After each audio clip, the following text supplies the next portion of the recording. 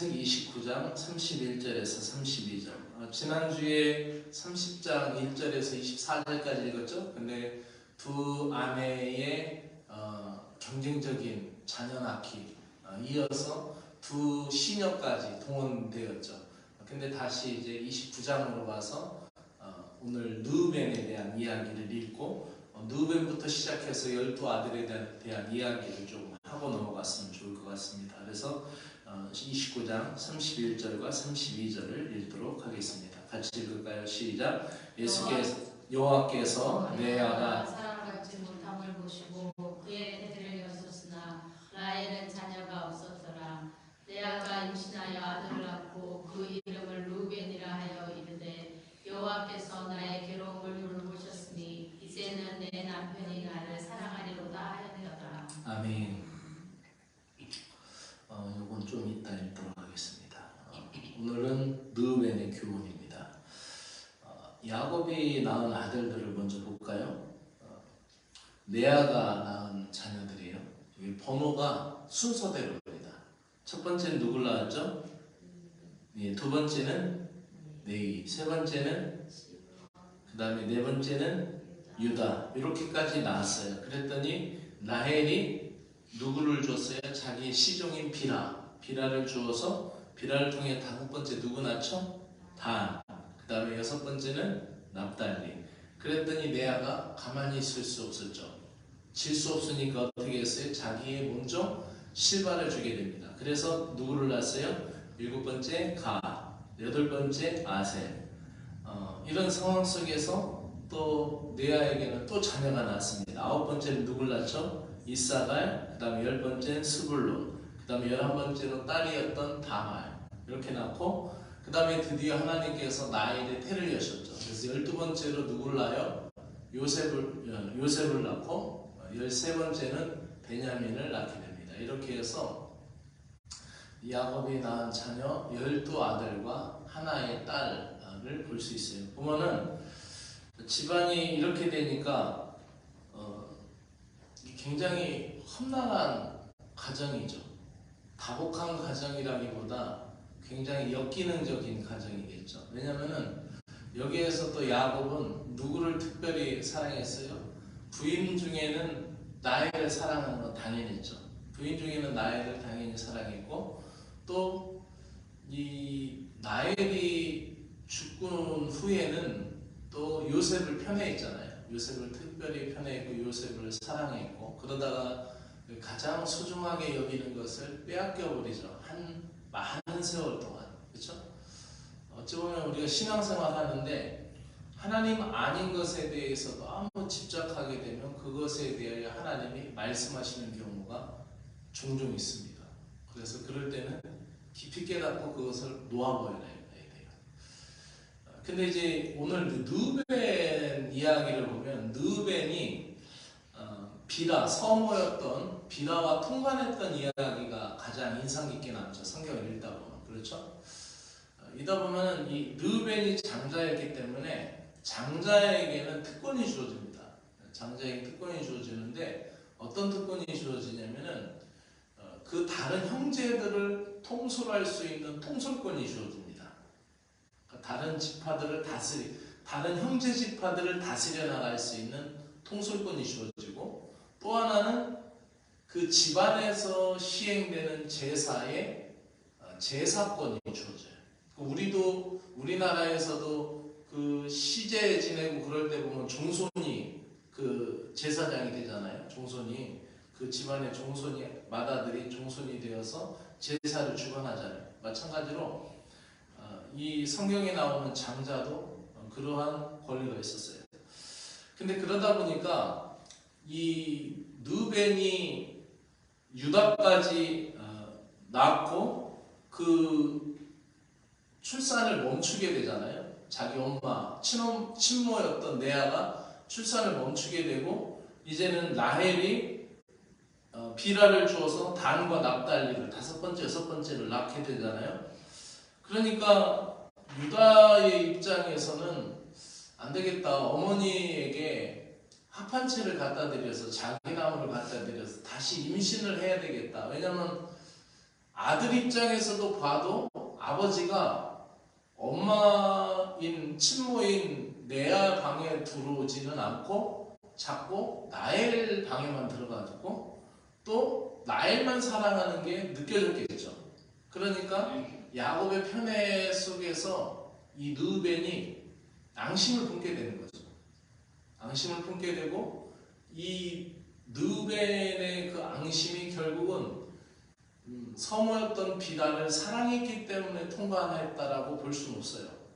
그래서 이제 유대교 문헌에는 어떻게 나오냐면 전승, 그 미드라시나 이런 전승의 납비 문학에 보면은 어떻게 나오냐면은 라헬이 베냐민 나타가 죽잖아요. 죽으면서 베냐민에 대해서 내가 슬픔의 아들이다. 베논이라고 지었더니 야곱이 그 이름을 고쳐서 베냐민이라고, 오른손의 아들이라고 이렇게 이름을 바꿔주잖아요. 그러다 죽었어요. 아기를 낳다가 낳고 죽었죠. 낳고 죽고 나니까 그 사랑이 이제 야곱에 대한 사랑이 라헬을 잃어버리고 나서 정실 부인을 그럼 당연히 누가 돼야 돼요? 레아가 돼야 되죠. 근데 그 정실 부인의 자리를 라헬이 죽고 나서 레아한테 안 주고 누구한테 주냐면은 바로 빌하한테 주는 거예요. 거기에 대해서 르우벤이 화가 난 거예요. 르우벤이 화가 나서 그것에 대해서 안갚음을 하는 거예요. 아버지에 대한 그 패역한 반역이 일어나는 거죠. 그래서 이 빌하를 사랑해서 했다라고 하기는 어려워요. 이 문맥적으로 흐름도 그렇고. 그래서 그 납비 문학의 그 다른 문헌을 빌려서 보면은 여기서 르우벤은 자기가 장자로서 볼 때 자기의 친모가 한쪽으로 계속 치우친 것에 대한 그 안갚음, 화에 대해서 이렇게 안갚음을 갖는 것으로 우리가 이해할 수 있죠. 다른 여러 가지 문서에서도 그렇게 나옵니다. 그래서 이 르우벤이라는 이름 자체가 그 하나님께서 슬픔을 당하는 레아에게 그 길을 열어주셨다라고 해서 그 라베온이라는 이 이름에서 히브리 말에서 유래되었다라는 얘기가 될 수 있고, 또 야곱이 자신을 사랑해 줄 것이다라는 이하반이라는 말에서 유래되었다라고도 하고, 또 다른 문서에서는 라벤이라는 말에서 유래되었다라고도 합니다. 어찌되었든지 이 이름은 하나님의 사랑을 받기를 갈망하였고 또 남편의 사랑을 받기를 갈망하였던 레아의 영혼이 담겨있는 그런 소원의 이름이었습니다. 그래서 이 르우벤을 우리가 언급할 때 가장 많이 누구나 다 쉽게 생각할 수 있는 것은 바로 이 첩이었던 그 비라, 서모였던 비라에 대한 사건이 이제 일어나는 거죠. 그래서 이 르우벤이 가질 수 있는 장자의 특권이 나중에 야곱이 마지막 임종을 앞둬서 축복할 때 그 축복권이 회수가 됩니다. 너는 비록 장자이나 라고 하면서 그것에 대해서 회수가 되죠. 그래서 이렇게 얘기합니다. 야곱이. 우리 같이 읽어볼까요? 시작. 르우벤아, 너는 내 장자요, 내 능력이요, 내 기력의 시작이라. 위풍이 월등하고 권능이 탁월하다마는 물의 끓음 같은즉 너는 탁월하지 못하리니 내가 아버지의 침상에 올라 더럽혔습니다. 그가 내 침상에 올랐었도다. 이렇게 되죠. 세번역에서는 이렇게 되어 있어요. 한 번 더 읽을까요? 시작. 르우벤아, 너는 나의 맏아들이요, 나의 힘, 나의 정력의 첫열매다. 그 영예가 드높고 그의 힘이 드세다. 그러나 거친 파도와 같으므로 또 내가 아버지의 침상에 올라와서 내 아버지의 침상을 더럽혔으므로 내가 으뜸이 되지 못할 것이다. 이렇게 되어 있어요. 그래서 유대 랍비 문학에 보면 이 이야기를 그 아버지가 나이를 죽고 나서 정실 부인의 자리를 이 자기 친모인, 자기의 생모인 그 레아에게 주지 않고 비라에게로 주려고 했더니 이 르우벤이 화가 나서 그 비라의 침대를 치워버렸다. 이렇게 나와요. 그 침대를 없애버린 거예요. 침대를 없애버리고 그것에 대해서 아주 그 모욕적인 행동을 했다, 이런 표현으로 나와요. 어쨌든 우리는 성경을 믿으니까 성경을 더 중심적으로 보면 어쨌든 르벤이 이 침실에 함부로 들어갔다라는 부분의 이야기가 될 수 있어요. 그래서 이 이야기를 통하여서 우리가 알 수 있는 것은 르벤이 그 서머였던 비라를 통하여서 통관했다라는 이야기를 통해서 장자의 그 축복을 야곱이 죽으면서 회수해버려요. 어쨌든 그 야곱이 그 이야기를 듣고 가만히 있었어요. 처음에는 성경을 읽다 보면 그 이야기가 들린지를 알아보고 거기서 끝나거든요. 더 이상 진전이 없어요. 근데 이것이 이제는 야곱이 죽을 때에 그것에 대해서 장자권을 회수하죠. 회수하면서 이 장자권이 어떻게 가느냐, 다른 형제 지파들을 통솔할 수 있는 통솔권은 유다 지파에게 갑니다. 그래서 유다 지파에게 그 축복이 옮겨져 가고, 그래서 유다 지파는 형제 지파들을 앞서서 이끄는 그런 주권자 지파가 됩니다. 그리고 왕위가 바로 유다 지파에서 나오게 되죠. 그리고 그러면 제사권은 누구에게 가느냐? 제사권은 레위에게 갑니다. 그래서 이 레위에게 그 제사의 권한, 그 영적인 그런 원리, 그것을 감당할 수 있는 장자의 축복이 옮겨져 가는 것을 볼 수 있죠. 자, 이렇게 볼 때에 그 야곱의 편애, 그 형제 간의 갈등의 심화, 그 역기능적인 가정의 이야기는 참 너무나 많은 아픔을 갖게 되고, 또 형제끼리도 큰 슬픔을 갖게 돼요. 왜냐하면 형제들이 한 어머니에게서 안 나왔기 때문에, 4명의 어머니에게서 나왔기 때문에 형제와 형제들 간에 볼 때 어떻게 있어요?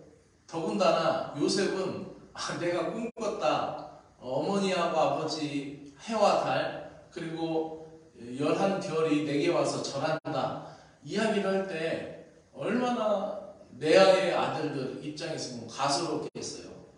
그리고 만약에 실바의 자녀 입장에서 비라의 자녀의 입장을 볼 때 얼마나 또 서로 무시했겠어요. 그리고 레아의 자녀들의 입장에서 볼 때 비라의 자녀들은 또 얼마나 무시를 했겠어요. 형제 간의 형제가 아닌 거예요. 이건 굉장히 역기능적인 가정 속에서 또 하나님이 특별하게 뭐를 이끌어 가셔요? 이 특별하게 이 상황 속에서 그 12지파를 이어가게 하시는 거예요. 이 밴드가 안 돼가지고 오창학 부교님이 직접 왕림하셨습니다. 밴드로 보시는 분들은 지금 속히 페이스북으로 갈아타시기 바랍니다. 그래서 보면은 이 가정 속에서 야곱의 편애가 드러나고, 그 사랑 속에서 그 편애적인 한쪽으로 치우친 사랑 가운데서 큰 슬픔이 있는 거예요. 그러니까 우리가 사랑을 하더라도 나의 개인적인 욕망, 내 중심적인 사랑에 대해서 우리는 다시 한번 점검해 볼 필요가 있죠. 근데 이제 르우벤이 이렇게 잘못하고 실수하고 했는데 이 르우벤을 하나님이 회복시켜주는 거예요. 놀랍도록 회복시켜주는 거예요. 여러분, 내가 하나님 앞에 하나 잘못했는데 하나님이 그거를 치부책에다 적어놓고 너 요거 잘못했잖아, 계속 꺼내면 어떻게 돼요? 우리는 아무것도 할 수 없죠. 만약에 우리가 뭔가 하나 잘못한 게 있어요. 잘못하는 게 있으면 그거를 적어놓고 일 있을 때마다 너 이거 잘못했잖아 계속 얘기하면 어떻게 해요? 굉장히 큰 상처가 될 것이고, 그것이 어떤 일에 진전이 안 될 거잖아요. 근데 르우벤의 그 실수, 그 잘못, 그 아픔이 있었는데 창세기 35장은 그래서 르우벤의 그 실수에 대한 어두운 면이 담겨져 있는데 37장에서 보면은 르우벤의 선행이 나타나요. 그게 뭐예요? 요셉을 살리려는 의지가 나타나죠. 그 요셉이 왔을 때 형제들이 어떻게 해요? 저거 상속자다. 저 죽여버리자. 저 꾼쟁이가 왔다. 죽여버리자라고 형제들이 얘기할 때 어떻게 했어요? 그렇게 하지 말자라고 말리잖아요. 어떻게 해서든지 그 37장에 보면은, 창세기 37장에 보면은 요셉을 어떻게 해서든지 살리려고 애쓰는 게 누구예요? 누벤이에요. 그래서 누벤 나중엔 그렇게 하지 말자 하고 죽이지 말자 계속 하면서 안 되면 어떻게 해요? 이제 우물 구덩이다가 집어넣자라고까지 설득해서 어떻게 해서든지 그를 살리려고 했던 그 르벤의 마음이라. 근데 우물에 들어갔을 때에 들어가 있는데 상인들이, 아라비아 상인들이 지나가는 걸 보고 어떻게 해요? 유다가 요셉을 팔아버리죠. 이것은 신약 성경에 와서 가룟 유다가 예수님을 판 것과 같은 그런 어떤 상징적인 이야기가 됩니다. 어쨌든 그 누벤이 그 요셉을 살리려고 노력했던 그 삶, 그러니까 누벤이 개인 사적인 삶에는 실수가 있었어요. 개인적인 모순이 있었어요. 근데 누벤이 큰아들이라는 자리에서는 책임을 다하려는 모습이 나타나죠. 우리도 보면은 교회에서 집안에서 우리가 다 책임을 다 감당하지 못할 때가 있어요. 그죠? 남편으로서 책임을 다 감당하지 못할 때도 있어요. 그리고 아내로서 책임을 다 감당하지 못할 때가 있어요. 근데 우리가 하나님 앞에 서서 내 공동체에서 책임을 다하려는 모습을 갖기도 하잖아요. 어찌 보면 누벤은 그런 모습이 있을 수도 있었던 거예요. 그래서 그 누벤, 자기가 어디 잠깐 갔다가 오니까 요셉이 없어졌어요. 그랬더니 누벤이 어떻게 합니까? 옷을 찢고 울면서 나는 어디로 갈까? 나는 어디로 갈까? 통렬하게 누벤이 눈물을 흘리고 있는 거예요. 그래서 그가 실수는 하겠지만 깊은 배려를 가지고 있었고 아버지에 대한 패역한 죄를 저지르는 자기로서 더 이상 아버지를 대항하지 않고 아버지의 마음을 아프지 않게 하려는 그런 노력이 나오죠. 그래서 그 내용이 나중에는 베냐민을 건지려는 의지도 나타나요. 창세기 42장에 가서. 그리고 나중에는 그들이 시므온이 볼모로 붙잡히게 될 때 보면은 르벤이 뭐라고 하냐면 내가 너희더러 그 아이에게 득지하지 말자고 하지 아니하였느냐. 그래도 너희가 듣지 아니하였느니라. 그러므로 그의 핏값이 오늘 그 핏값을 내었도다. 그러니까 르벤은 항상 그가 잘못한 행동에 대해서 언젠가는 대가를 치를 것이다라는 양심의 가책을 받고 살았던 사람이에요. 자, 그러면서 이 이야기가 어떻게 변화되냐면은 르벤을 축복하는 400년 후에 모세가 이제 르벤을 축복합니다. 르벤을 축복하게 되는데 르벤에 대한 축복이 신명기 33장 6절에 나와 있어요. 우리 같이 한번 읽어볼까요? 시작. 르벤은 죽지 아니하고 살기를 원하며 그 사람 수가 적지 아니하기를 원하나이다. 이제 세 번역으로 한번 읽습니다. 시작. 르벤은 비록 그 수가 적으나 잘 살게 하여 주십시오. 절대로 망하지 않게 하여 주십시오. 자, 400여 년 후에 모세가 이제 르벤을 축복합니다. 야곱은 장자권을 회수해버렸고 이제 주권자가 유다에게서 나올 것이다라고 통솔권을 유다에게 줘버렸고 또 제사장의 직분은 누구에게 줬어요? 레위를 통해서 이제 흘러가게 했잖아요. 근데 400여 년 후에 이제 르벤의 삶을, 르벤 지파를 모세가 축복할 때 어떻게 했냐면 이 지파가 비록 작지만은 어떻게 해요? 제발 살게 되기를 축복한다라는 거예요. 그래서 르벤에 대한 아주 관대한 기도, 회복에 대한 기도가 모세의 기도에 나옵니다. 혹시라도 죽지 말고 생을 포기하지 말라라는 모세의 용기. 다시 살아보라. 다시 용기를 갖고 다시 해보라. 라는 거죠. 어찌 보면은 굉장히 실망했을 거 아니에요. 실망했고, 왜 조선실록 그 야사에도 보면은 첫 번째 아들이 왕위가 각택되지 못하고 그 다음 아들에게로 갈 때 어떻게 해요? 그 첫 아들은 거의 망나니의 삶을 살다가 술주정꾼이 살다가 죽어버리던가 그러잖아요. 그리고 그 그 우리나라 S기업도 우리 대기업 중에 그 S기업도 그 처가들에게 안 가고 그 다음 아들에게로 갔을 때 굉장히 상심해서 큰아들이 결국 생을 마치잖아요. 등급을 때 르우벤 입장에서 보면은 자기 지파 수가 작아요. 그리고 어떻게 해요? 자기가 장자의 통솔권을 잃어버렸어. 모든 지파를 이끌어갈 때 유다 지파가 나가. 그리고 하나님 앞에 제사 지내는 것은 레위가 나가. 이게 생각을 해봐요. 마치 이런 거와 같을라나요? 한번 비유를 들어볼까요?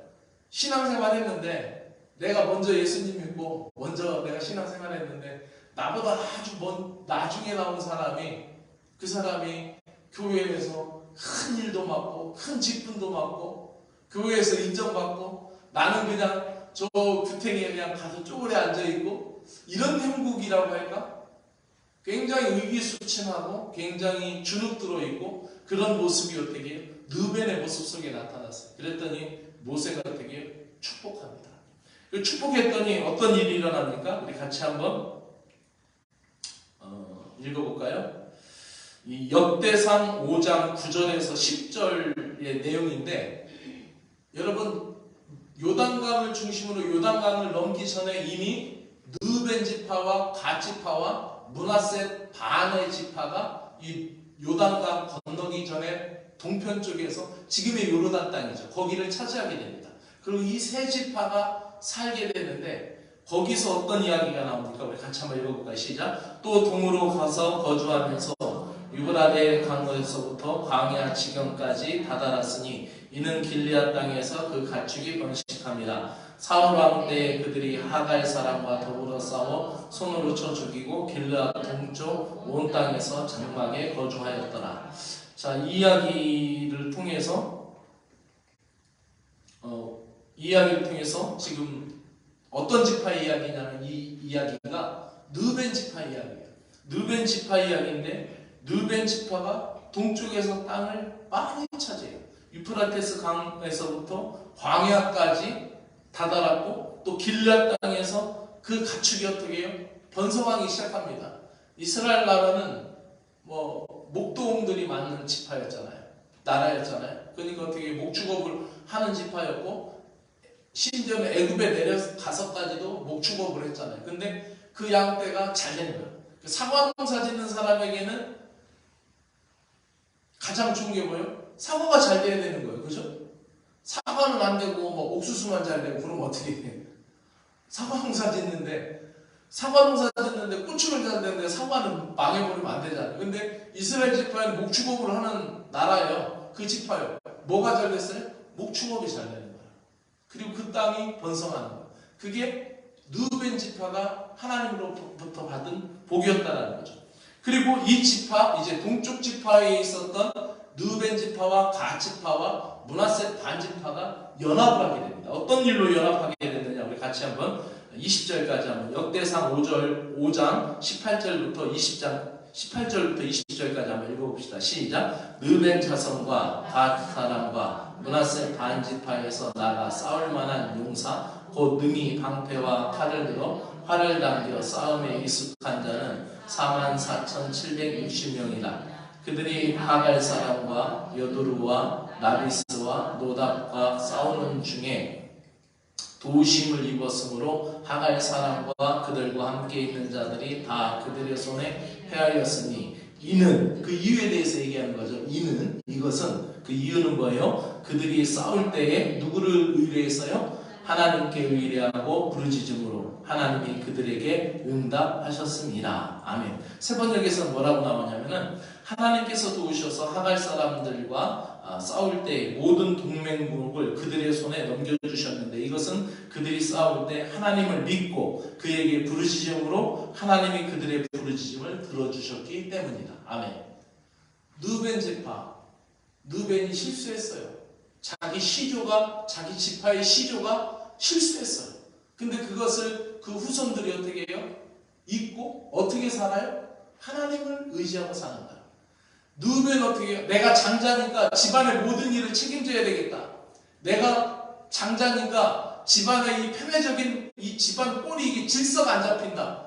아니 나일이 죽었으면은 당연히 우리 생모인 레아가 정실부인이 되는데 그 정실부인이 비라로 지금 넘어갈 처지에 됐으니까 자기가 간섭해서 막 그 질서를 조정하려고 하고 막 그러다 보니까 그런 막 패역한 일과 역기능적인 그런 일들이 일어났잖아요. 자기가 뭔가를 하려고 그랬어요. 그 결국은 베냐민도 자기가 그렇게 간절하게 간구했지만 자기가 간구했을 때는 안 들어주다가 어떻게 해요? 유다가 나서서 이야기하니까 유다 이야기를 듣고 야곱이 베냐민을 내주게 되죠. 베냐민은 자기가 어떻게 해보려고 했던 사람이에요. 그런데 그 후손들은 어떻게 합니까? 싸움을 나갈 때 하나님을 믿고 하나님에게 부르짖음으로 하나님이 그의 부르짖음을 들어주셨기 때문이다. 하나님을 믿었어요. 결국 그 지파를 통하여 하나님이 놀라운 역사를 행하셨죠. 그리고 정말 영적으로 가장 암흑기인 때에 하나님이 세우신 선지자가 있었어요. 그 선지자가 누구예요? 사랑의 선지자 호세아 선지자예요. 근데 이 호세아 선지자가 르벤 지파의 후손이에요. 할렐루야. 놀라운 것을 우리는 볼 수 있어요. 하나님은 그 패역한 것에 대해서 우리 같으면은 치부책에 적어놓고 우리 같은 건 메모를 적어놓고 내가 이 사람 내가 있나 봐라 내가 두고 봐라 하고 어떻게 해요? 안 잃어버리잖아요. 근데 어떻게 해요? 하나님은 지나간 일들을 기억하지 아니하시고 그것에 대해서 3, 4대만큼 끊어버리고 은혜에 대해서는 어떻게 해요? 1000대에 이르게 하신다는 거예요. 오늘 말씀을 마치면서 저는 오늘 이 말씀에서 우리에게 주는 교훈들이 참 많아요. 단순히 그 르벤이 비라와 통관한 거 그것만 가지고 우리는 계속 얘기하잖아요. 근데 그 사실 성경에서 요셉을 죽이려 할 때 살리려고 그토록 애를 썼던 것도 르벤이고 또 베냐민을 어떻게 했었든지 어떻게 합니까? 나중에는 시므온이 볼모로 애굽에 붙잡혀 있잖아요. 형제들이 곡식사로 내려갔다가 시므온이 붙잡혔잖아요. 볼모로. 그 곡식 자루에다 은잔을 넣었잖아요. 넣었어요. 네, 넣었어요. 넣었어요. 넣으니까 그 볼모로 다 붙잡지 않고 이제 시므온이 볼모로 붙잡혔을 때 가서 베냐민을 데려오라고 할 때 르벤이 나서서 뭐라고 얘기했냐면 아버지 야곱에게 만약에 이 베냐민을 내가 못 데리고 오면은 아버지가 내 자식 눈에 넣어도 아프지 않은 내 자녀 두 아들을 죽이셔도 좋습니다. 이렇게까지 얘기해요. 엄청난 얘기잖아요. 사실 이 이야기는 자기의 생명과 같은 자식을 걸었어요. 근데도 야곱하고 이 르벤하고 골이 깊은 거예요. 그러니까 안 내줘. 어쨌든 르벤은 나름대로 최선을 다했어요. 그러니까 어찌 보면은 우리가 인생 살면서 실수도 많고 실패도 많지만 내가 힘을 다하려고 하는 모습이 누구에게 나오냐면 르벤에게 나오고 있는 거예요. 그리고 여러분 도피성을 설정할 때 가장 먼저 언급한 도피성이 어딘지 아세요? 르벤 지파의 도피성이에요. 그러니까 어찌 보면 그거는 성경학자들의 말대로 요셉을 살리려고 그렇게 애를 썼던 요셉을 구출하려고 그렇게 애를 썼던 그 마음에 담겨서 어떻게 해요? 가장 먼저 도피성을 설정할 때 르벤 지파의 도피성을 설정했다라고 그렇게 해석하고 있는 거와 우리가 일맥상통하게 이해할 수 있는 거죠. 그렇기 때문에 우리가 생각할 때 이 르벤이 우리에게 주는 교훈은 참 여러 가지입니다. 실패는 있었지만은 어떻게 했어요?